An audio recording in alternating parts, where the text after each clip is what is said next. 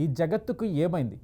ప్రపంచ పటంలో ఇప్పటికే సగభాగం ఎర్రటి రక్తంతో తడిసిపోయింది. ఎటు చూసినా నెత్తురు ఏరులై పారుతుంది. సమస్తమంతా యుద్ధాలు జరుగుతున్నాయి. మన భారతదేశంలో వరుస ప్రమాదాలు కలవరపెడుతున్నాయి. అవనిలో ఎటువైపు చూసినా ఆర్తనాదాలు వినిపిస్తూ మనిషి ఊపిరి పీల్చకుండా చేస్తున్న ఈ ఘోర నేర ప్రమాదాలపై బీఆర్కే న్యూస్ ఎక్స్క్లూజివ్ రిపోర్ట్.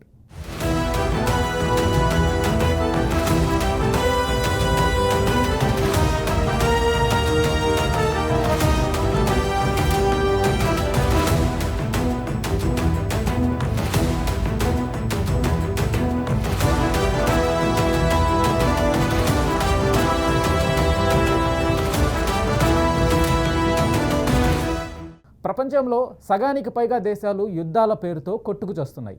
ప్రత్యక్షంగా పరోక్షంగా మనుషులతో మనుషులు రూపొందించిన టెక్నాలజీతో ఒకరిని మరొకరు చంపుకుంటున్నారు.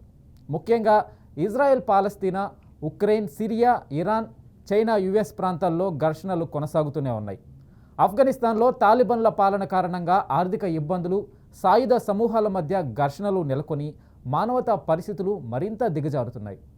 ఆర్థిక పరిస్థితి దిగజారి ఆకలితో పట్టెడన్నం కోసం ప్రజలు రోడ్లపైకి వస్తున్న దృశ్యాలు కనిపిస్తూనే ఉన్నాయి.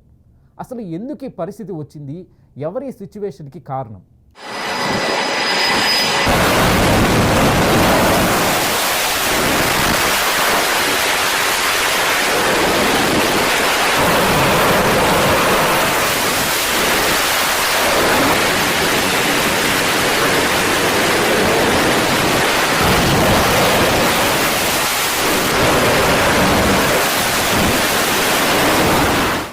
నాటోలో సభ్యత్వాన్ని వ్యతిరేకిస్తూ భూభాగం కోసం రష్యా ఉక్రెయిన్పై యుద్ధాన్ని చేస్తుంది.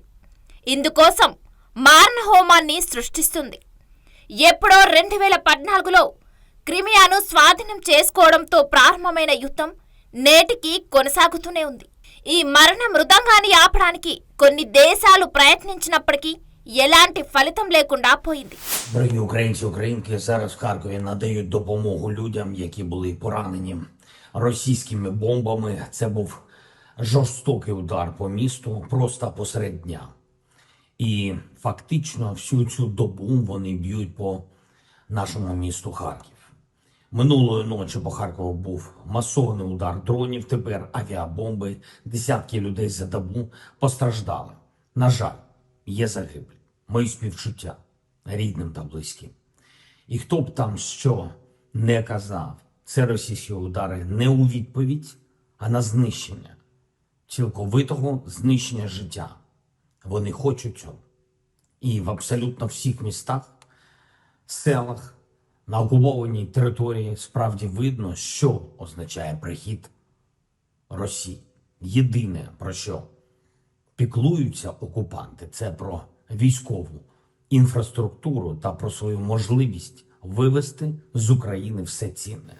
ఇరు దేశాల బాంబుల దాడికి ప్రజలు ఆకుల్లా రాలిపోయారు.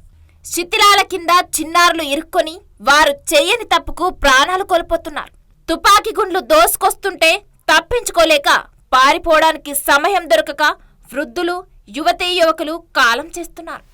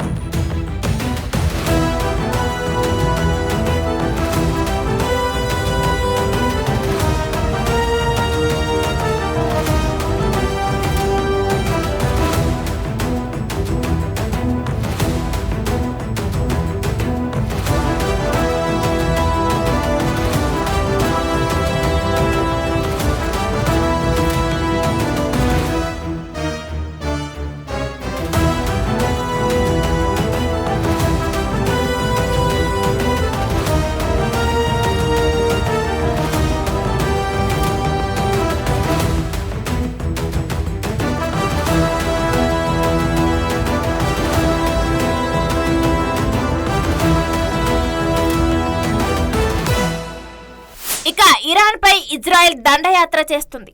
మనిషి కనబడితే చాలు మట్టి కలిపేస్తుంది. స్వచ్ఛమైన గాలి వీయాల్సిన చోట నల్లటి విషవాయువు వీస్తుంది. కష్టపడి కట్టుకున్న ఇల్లులు కళ్ళ ముందే కూలిపోతుంటే ఆ విదేశీ ప్రజలు కన్నీళ్లతో శరణార్థుల స్థావరంలో ఉంటున్నారు. ఏం చెయ్యాలో తెలియక, ఎటు వెళ్లాలో తెలియక ఆకలికి అలమటిస్తున్నారు.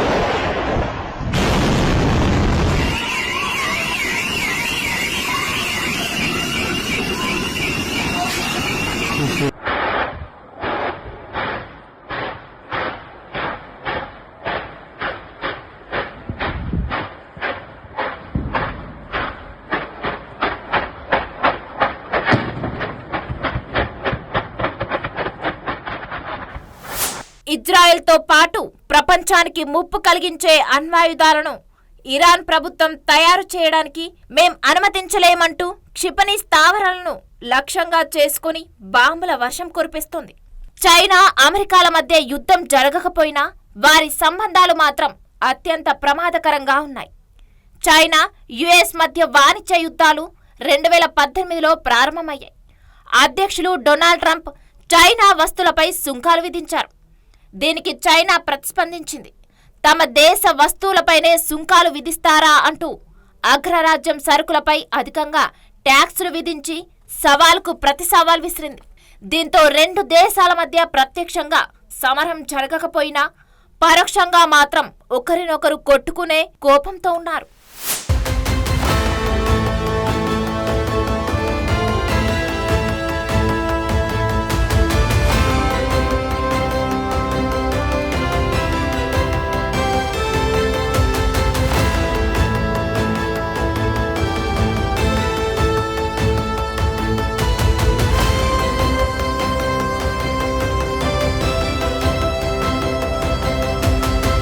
జగమంతా జగడాలతో నిండిపోతే భారతదేశం ప్రమాదాలతో, మత ఘర్షణలతో అల్లకల్లోలం అవుతుంది. రేపు ఏం ప్రమాదం జరుగుతుందో తెలియక ప్రజలు, ప్రభుత్వాలు కంటి మీద కునుకు లేకుండా జీవిస్తున్నాయి. బయటకు వెళ్తే చావు, ఇంట్లో ఉంటే చావు, పెళ్లి చేసుకుంటే చావు, పుణ్యస్నానాలకు వెళ్తే చావు, కంటికి కనబడని వైరస్తో చావు. ఇలా ఎటుపోయినా చావు మాత్రం తప్పడం లేదంటూ భారతీయులు ఆవేదన చెందుతున్నారు.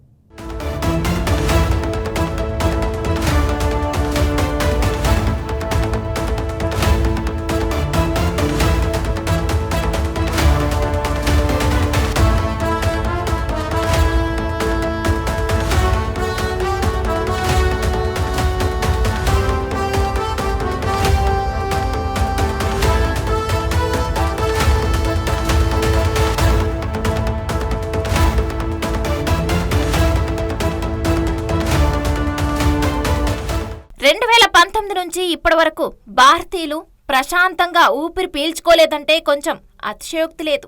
కానీ ఇదే నిజం. ముఖ్యంగా 2025కి శాపం తగిలినట్టుంది. ఏడాది ప్రారంభం నుంచి ఏదో ఒక అనర్థం జరుగుతూనే ఉంది. ఓవైపు ప్రకృతి వైపరీత్యాలు ముంచెత్తుతుంటే మరోవైపు మానవ ప్రేరేపిత విపత్తులు ఉక్కిరిబిక్కిరి చేస్తుంది.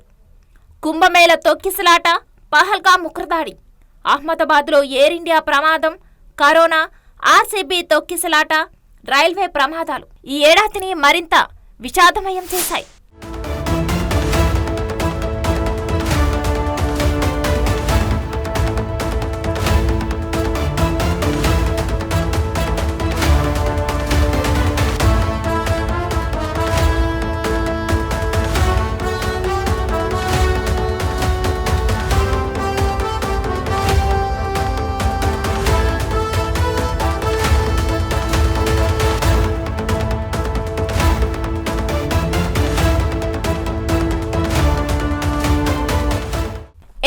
22/2025న జమ్మూ అండ్ కాశ్మీర్లో పహల్గామ్లోని బైసరన్ పచ్చిక భూముల్లో పర్యాటకుల బృందంపై ఉగ్రవాదులు దాడి చేశారు. డజన్ల కొద్ది భారతీయులను పొట్టన పెట్టుకున్నారు. చాలామంది గాయపడ్డారు. భారత మహిళల నొదటి బొట్టును కూడా నరరూప రాక్షసులు చెరిపేశారు. మతాన్ని అడిగి మరీ చంపారు. అంతటితో ఆగకుండా వెళ్ళి మీ మోదీకి చెప్పుకోండంటూ ఎగతాళి చేశారు. అంతే, మన నారిమన్ల కన్నీళ్లే ఆ దేశాన్ని సింధూరం పేరుతో ముంచెత్తాయి. ఉగ్ర స్థావరాలను కనుగొని మరీ మన సైనికులు వారిని చీల్చి చెండాడారు. ఈ సమరంతో మూడో ప్రపంచ యుద్ధం భారత పాక్ మధ్య మొదలవుతుందనే అందరూ అనుకున్నారు. కానీ కొన్ని బలమైన కారణాల వల్లే మోదీ సర్కార్ యుద్ధాన్ని విరమించుకుంది. देश का सामर्थ्य और उसका संयम दोनों देखा है. मैं सबसे पहले भारत की पराक्रमी सेनाओं को, सशस्त्र बलों को, हमारी खुफिया एजेंसियों को, हमारे वैज्ञानिकों को, हर भारतवासी की तरफ से सैल्यूट करता हूं. हमारे वीर सैनिकों ने ऑपरेशन सिंदूर के लक्ष्यों की प्राप्ति के लिए असीम शौर्य का प्रदर्शन किया. उनकी वीरता को, उनके साहस को, उनके पराक्रम को आज समर्पित करता हूं. हमारे देश की हर माता को, देश की हर बहन को और देश की हर बेटी को ये पराक्रम समर्पित करता हूं. साथियों, 22 अप्रैल को पहलगाम में आतंकवादियों ने जो बर्बरता दिखाई थी, उसने देश और दुनिया को झकझोर दिया था. छुट्टियां मना रहे निर्दोष मासूम नागरिकों को धर्म पूछकर उनके परिवार के सामने, उनके बच्चों के सामने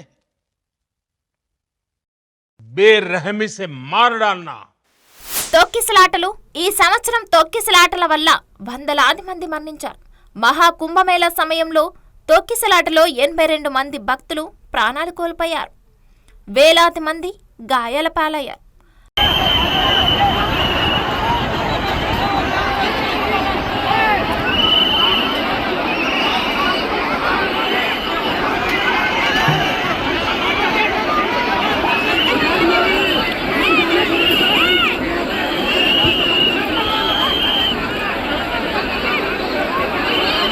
బెంగళూరులోని చిన్నస్వామి స్టేడియం సమీపంలో జరిగిన తొక్కిసలాటలో 11 మంది మరణించారు.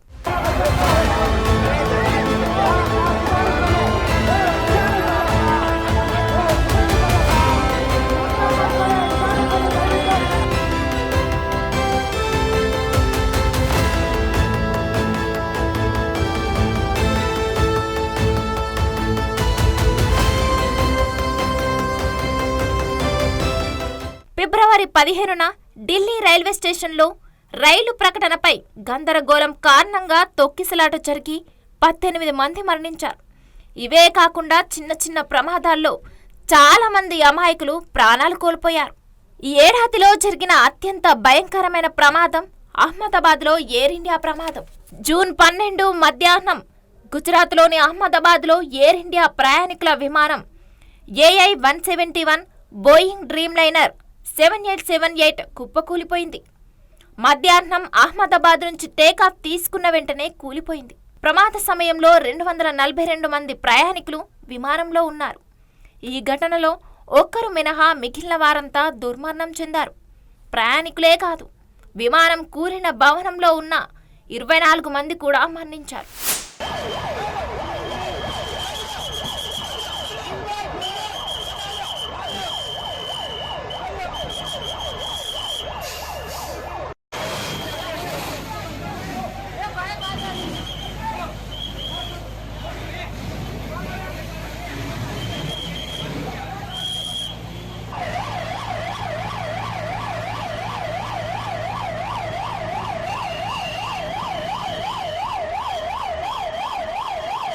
యుద్ధాలు, ప్రమాదాలు, ప్రకృతి వైపరీత్యాలపై ఒక్కొక్కరు ఒక్కొక్కలా స్పందిస్తున్నారు. బ్రహ్మంగారు చెప్పిన కాలజ్ఞానం నిజమైందని, కలియుగం ముగుస్తుందని చెబుతున్నారు. ఈ ఆర్తనాదాలపై ఏడాది మొదట్లోనే చాలామంది జ్యోతిష్కులు క్లారిటీ ఇచ్చారు. విశ్లేషకులు కూడా ఈ ఏడాది జరిగే ఘటనపై సరైన నివేదిక ఇవ్వలేకపోతున్నారు. దీంతో ఈ అవని అంతమవుతుందా, భూమిపై మానవుల జాడ కనుమరుగవుతుందా అని ప్రశ్నలు చీమల పుట్టల మాదిరి పుట్టుకొస్తున్నాయి. చూద్దాం, ఇంకా ఈ ఏడాది పూర్తి అవడానికి 6 నెలలు ఉంది. ఈలోపు ఏమవుతుందో, ప్రపంచం ఎటువైపు పోతుందో వేచి చూసి తెలుసుకుందాం.